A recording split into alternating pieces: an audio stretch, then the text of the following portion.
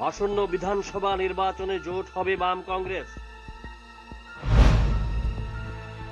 জোটের প্রতিবাদ জানিয়ে কংগ্রেস ছাড়ল ভোটাররা। তারা যোগ দিল বিজেপিতে।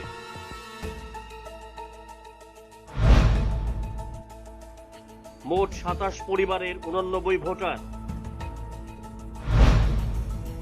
ঘটনা সূর্যমণিনগর কেন্দ্রের 51 নম্বর ওয়ার্ডের 15 নম্বর বুথে।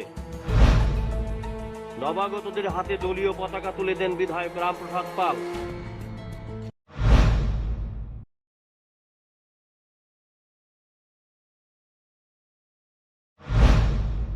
আপনার মূল উদ্দেশ্য কি ছিল?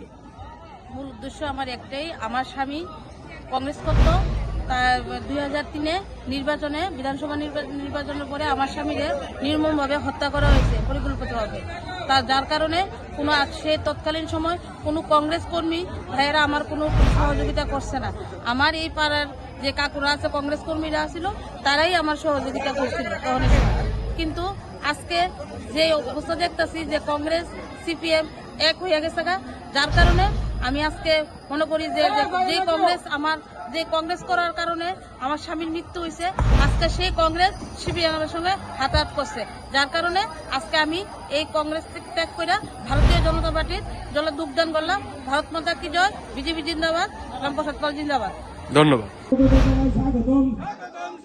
আজকে ভারতীয় জনতা পার্টি দলের আগতদের জানাই স্বাগতম। বন্দে মাতরম, বন্দে মাতরম, বন্দে মাতরম। বলো ভারত মাতা কি, বলো ভারত মাতা কি, বলো ভারত মাতা কি। BJP, BJP, BJP, BJP. ধন্যবাদ।